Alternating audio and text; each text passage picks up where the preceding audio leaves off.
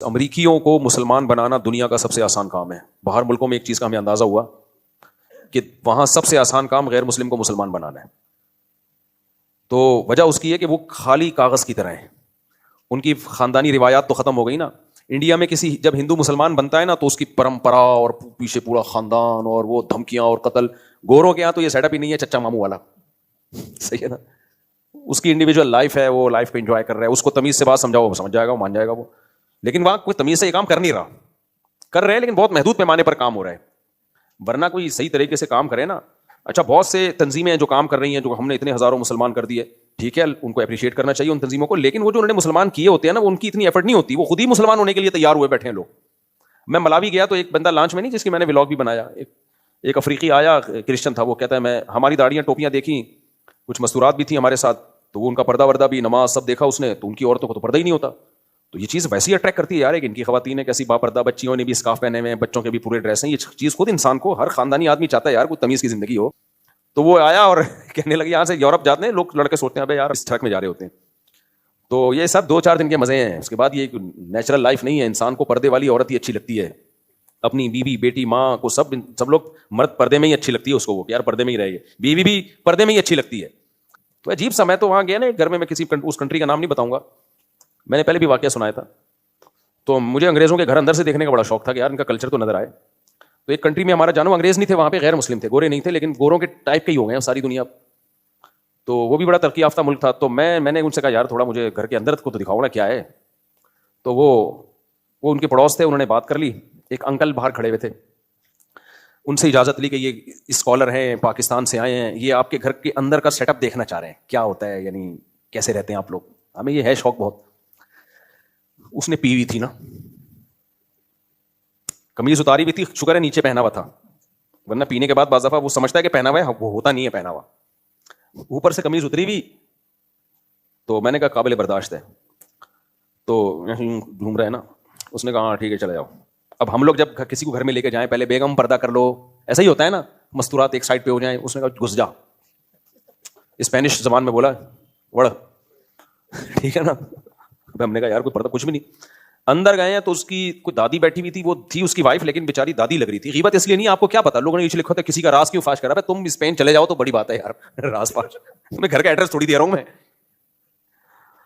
تم کیا پتا کس کی بات ہو رہی ہے. اس کو بھی نہیں پتا کیونکہ اس نے تو پی ہوئی تھی.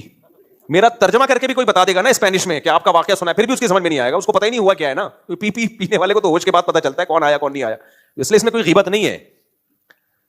تو جب میں اندر گیا ہوں تو ایک بڑھیا بیٹھی ہوئی, اللہ معاف فرمائے اس نے, اور بس وہ اوپر کر تھوڑا بہت, ابے یار بوڑھی عورتیں اس ڈریس میں اچھی لگتی ہیں, بیٹھی ہوئی کوئی فلم دیکھ رہی ہے. وہ مجھے اپنی دادی یاد آئی, یار ہماری دادی کیسی نورانی چہرہ ان کا یار.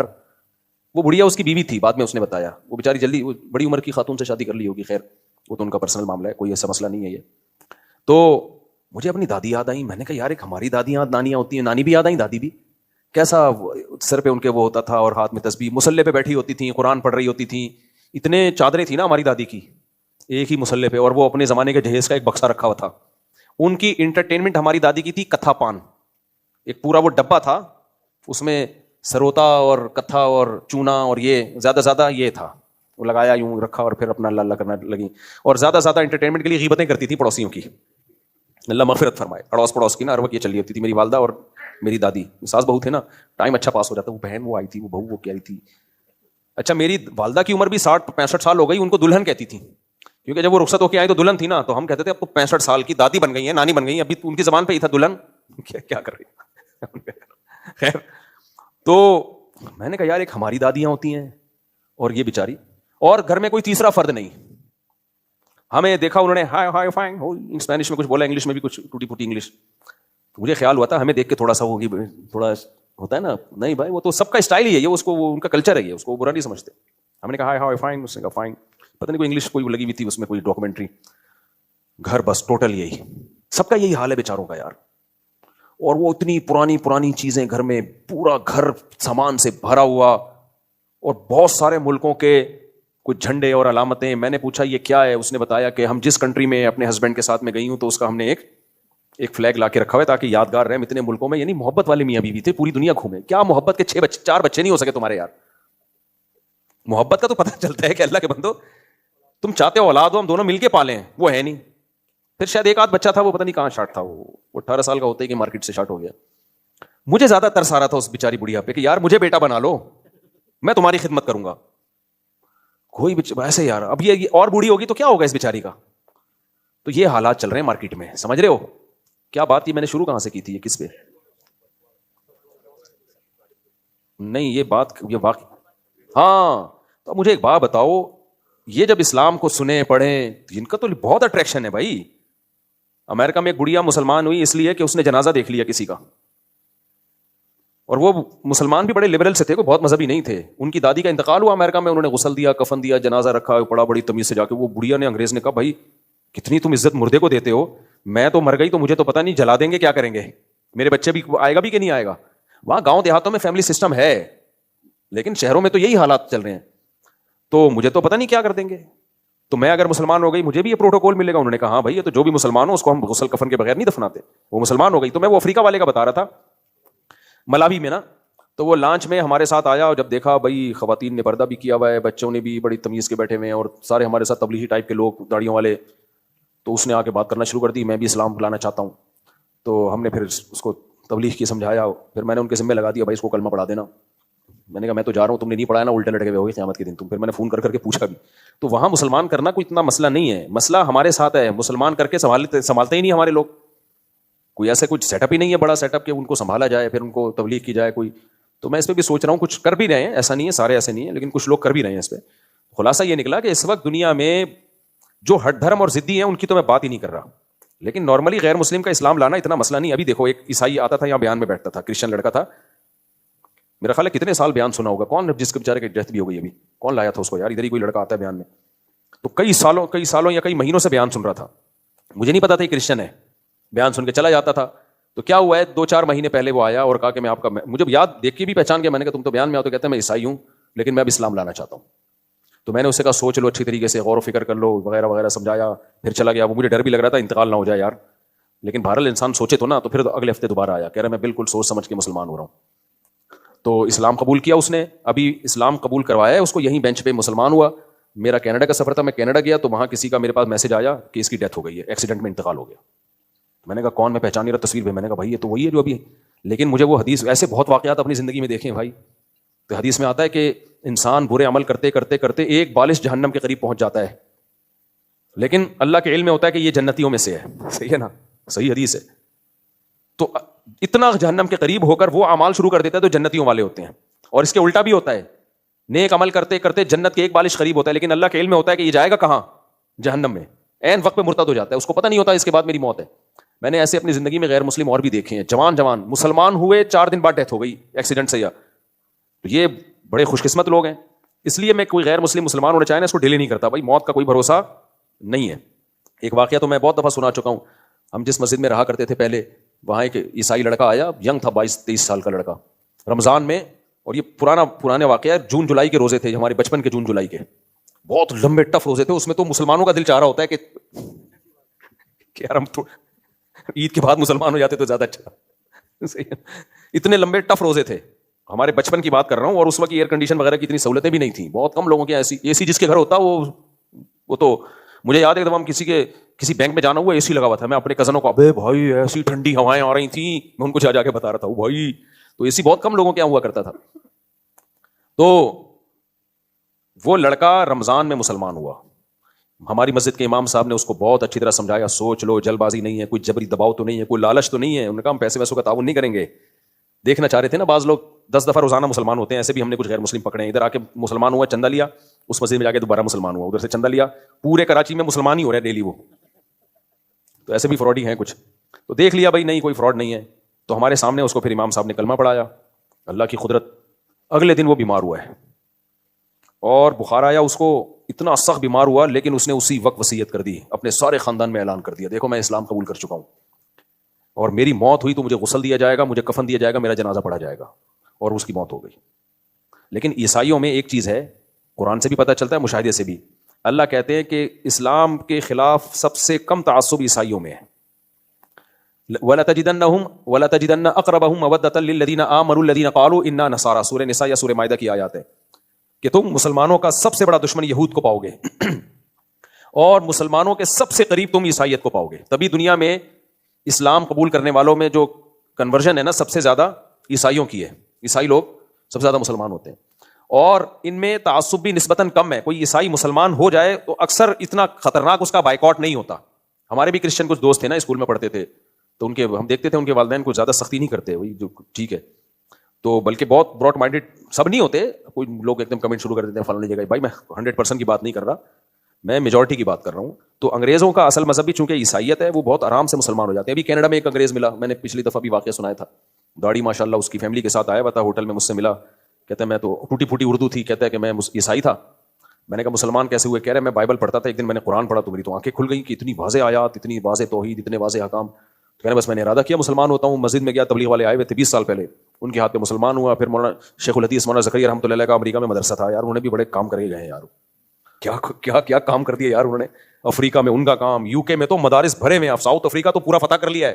سارے شیخ الحدیث مولانا زکریا کے خلیفہ ہیں ساؤتھ افریقہ میں, مدرسے ہی مدرسے, زیمبیا میں, ملاوی میں, جہاں بھی جاؤ بھائی, اور گئے بھی ہیں. آدمی کہتا ہے یار یہ کیا تھے یار یہ.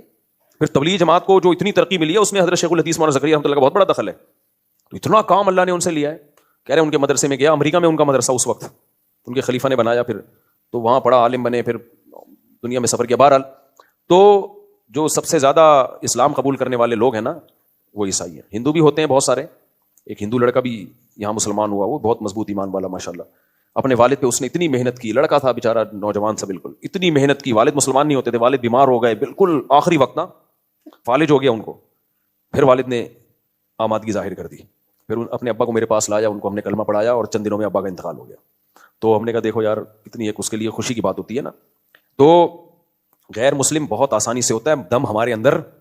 ایک تو ہمارے آپس کے پھڈے, جب یوٹیوب پہ کسی مذہبی اسکالر کو سنو نفرت ہی پیدا ہوتی ہے. وہ فلانا ایسا, وہ فلانے نے اپنی کتاب میں یہ لکھا, فلانے نے اپنی کتاب میں یہ لکھا, فلانے. ابے تو چھوڑ دے, تو بتا صحیح کیا ہے, بس اتنا کافی ہے. فلاں کی ٹانگیں کھینچنے کی ضرورت. وہی ہے, ایک آدمی تہجد میں دعا مانگ رہا تھا, اللہ یہ سارے سو رہے ہیں, میں اکیلا تیرے سامنے جاگ رہا ہوں, فلانا بھی سو رہا ہے, فلانا بھی سو رہا ہے. تو فلانے نے منڈی نکالی اپنی کمبل سے, بولا کم وقت تو اپنی تعریف ہے کر, ہماری غیبتیں کیوں کر رہا ہے بیٹھ کے. یہ طریقہ ٹھیک نہیں ہے. فلانا نے یہ لکھا تو فلانے, ایسے تو کوئی بچے گا ہی نہیں میرے بھائی. آپ جو پازیٹیو وے میں کام ہے کرو, دنیا خود آپ کو سلوٹ کرے گی. اور باقی جو بار بار میں علماء دیوبند کے بارے میں کہتا ہوں, انہوں نے کتاب میں یہ لکھا, اس سے پتہ چلتا ہے وہ قبر پرست تھے. بھائی پریکٹیکلی کیا ہے, قبر پرست ہوتے تو جاتے ہیں نا قبروں پہ. مولانا تھانوی رحمۃ اللہ علیہ قبر پرست تھے, یا اشرف علی رسول اللہ کلمہ پڑھایا انہوں نے, تو دیوبندی پڑھا رہے ہوتے ہیں نا کلمہ ان کے نام کا. سب سے زیادہ ختم نبوت پہ کام تو علماء دیوبند نے کیا ہے, دوسروں کو بھی سکھایا ہے. ائمہ حرم کے دورے مولانا مظہور چنیوٹی صاحب کرواتے رہے پوری دنیا میں, ان کو پتا تھا یہ سب سے زیادہ ایکسپرٹ ہیں ختم نبوت کے مسئلے میں. تو ایک چیز لکھی ہے, آپ دیکھ رہے ہو پریکٹیکلی دنیا میں ایسا ہے نہیں, عملی طور پر نہ علماء دیوبند قبر پرست ہیں. ہمارے جتنے اکابر کی قبریں دارالعلوم کرنگی میں جا کے دیکھو, سب ایک بالش قبریں, مٹی کی سادہ قبریں ہیں. تو پھر مردے اکھاڑنا, اس نے یہ لکھا, بھائی کیا قصہ پرانا ہو گیا. مولانا مودودی رحمۃ اللہ علیہ نے بھی بہت کچھ لکھا ہے. لوگ میرے سامنے آ کے کہتے ہیں, میں کہتا ہوں لکھا ختم. اب جماعت اسلامی میں اگر وہ چیزیں نہیں ہیں تو پرانے مردے اکھیڑنے کی کیا ضرورت ہے یار, کیا ضرورت ہے ہم کسی کے اکھاڑے, اس نے یہ لکھا, اس نے وہ لکھا. لیکن ہوتا کیا ہے, جب کوئی آپ کے اکابر پہ کیچڑ اچھالتا ہے, پھر آپ اس کے پہ کیچڑ اچھالتے, تمہارے نے یہ لکھا, پھر وہ تو اسلام تو دنیا میں پھیلنے سے رہا. علماء دیوبند نے دنیا میں توحید متعارف کروائی ہے. میرے والد صاحب بیعت تھے حضرت شیخ الحدیث مولانا زکریا رحمۃ اللہ علیہ سے بھی ان کا تعلق تھا, اور مولانا حسین مدنی رحمۃ اللہ علیہ کے ساتھ بھی ان کا تعلق رہا ہے. ہم نے اپنے والد کو کہیں سے بھی قبر پرست نہیں دیکھا. اگر ہوتے تو میں قبر پرست ہوتا, میرے ابا ہوتے. ہمارے دادا بیعت تھے حضرت رشید احمد گنگوئی رحمۃ اللہ علیہ سے, انتہائی درجے کے توحید پرست تھے. میری دادی عبدالرحیم رائے پوری رحمۃ اللہ علیہ سے بیعت تھی. 40 کا کھانا نہیں کھاتی تھی وہ قبر پرست ہوں گی جو 40 کا کھانا نہیں کھا رہی. صحیح ہے نا. وہ کہتی ہے مجھے اس کھانے سے مردوں کی بو آتی ہے, 40 کے کھانے سے, مردوں کے نام پہ جو دیگیں پک رہی ہیں. تو علماء دیوبند ہی کی وجہ سے آج توحید ہے دنیا میں, بر صغیر میں. یہ نہ ہوتے تو پھر کون توحید سکھا رہا تھا. اہل حدیث تو بیچارے وہ بھی توحید پرست ہوتے, لیکن مائنورٹی میں 1% بھی نہیں ہے وہ. ان کی تعداد پورے بر صغیر میں 1% بھی نہیں ہے اہل سنت والجماعت میں. تو 1% کا کیا اثر ہوگا, ہے وہ بھی توحید پرستی ہوتے ہیں اہل حدیث میں, ان کو وہ ایک پازیٹیو چیز ہے ان کے اندر. لیکن توحید ہندوستان میں اگر ہے آپ کی وجہ سے نہیں, آپ تو 1% ہو بھائی. آپ کو سننے والے کتنے ہیں, بہت تھوڑے لوگ ہیں. جو بڑا فرقہ ہے ہندوستان میں, جو بڑی تعداد میں ہوتی ہے, یا دیوبندی ہے یا بریلوی, جن کا اثر ہے 99% تو یہ لوگ ہیں. تو اگر ہندوستان میں قبر پرستی نہیں ہے تو ٹھیک ہے, اہل حدیث قبر پرست نہیں ہوتے, لیکن ہندوستان میں قبر پرستی اگر جہاں جہاں نہیں ہے تو وہ نہیں ہے علماء دیوبند کی وجہ سے, سمجھ رہے, اور جہاں ہے تو علماء دیوبند کے علاوہ کی وجہ سے ہے وہ. تو جنہوں نے توحید تبلیغ جماعت تو علماء دیوبند کی پیدا کردہ جماعت ہے, تو یہ لوگوں کو قبر پرست بناتے ہیں یا اللہ سے ہونے کا یقین دلاتے ہیں. تو جب ایک اتنی بڑی حقیقت آپ کے سامنے ہو, اس کے بعد کہنا اور ارواح ثلاثہ مولانا اشرف علی تھانوی کی کتاب نہیں ہے، 20 دفعہ ہم بتا چکے ہیں، ہر تھوڑے دن میں کچھ نکال کے لائے ہوتے ہیں ارواح۔ مولانا اشرف تھانوی کی کتاب پڑھنی ہے، بہشتی زیور پڑھو، اس میں جو پہلا صفحہ ہے عقائد کا، ایسے خاندانی عقائد ہیں اس میں، تو وہ پڑھو جو تعلیم ناس کے لیے ہیں۔ جو ایک دیکھو دلالت النص اور عبارت النص اور اشارت النص میں جب تعارض ہوتا ہے نا تو ہمیشہ عبارت النص کو ترجیح دی جاتی ہے، فقہ کا اصول ہے۔ عبارت النص کسے کہتے ہیں؟ ایک چیز لوگوں میں بتائی جا رہی ہے تاکہ وہ عقیدے کے طور پر اس کو اختیار کریں، اور ایک واقعہ لکھا ہوا ہے جس کے 20 مطلب نکل سکتے ہیں، تو آپ اس واقعے کو لے کر کہہ رہے ہو کہ ان کا یہ عقیدہ تھا، اور جو وہ عقیدوں کی کتابوں میں لکھ کے بیان کرنے کہ ہمارا یہ عقیدہ اور اس کو اختیار کرو، اس کو آپ لے نہیں رہے، نہ پبلک کے سامنے لا رہے ہو، تو اس کی علامت ہے کہ آپ کی طبیعت میں فساد ہے، تو آپ کی طبیعت میں ہی فساد ہے۔ تو توحید تو پھیلائی ہمارے علماء نے، ہمیں تو حیرانگی ہوتی ہے کہ یار یہ کیسی باتیں کرتے ہیں۔ توحید تو ہم نے اپنے والد سے سیکھی، اپنے دادا سے سیکھی، اپنے دادی سے سیکھی، اور ان سب نے علماء دیوبند سے سیکھی ہے۔ میرے والد صاحب کی قبر دیکھ لو، میری والدہ کی قبر دیکھ لو صاحب، اور یہ ہمیں آگے توحید سکھا رہے ہیں کہ علماء دیوبند قبر پرست ہوتے ہیں۔ بھائی صاحب علماء دیوبند قبر پرستی کو ختم کیا علماء دیوبند نے، تو جو ختم کرنے والے ہیں وہ اس میں زیادہ بڑا کردار علماء دیوبند کا ہے قبر پرستی کو ختم کرنے میں۔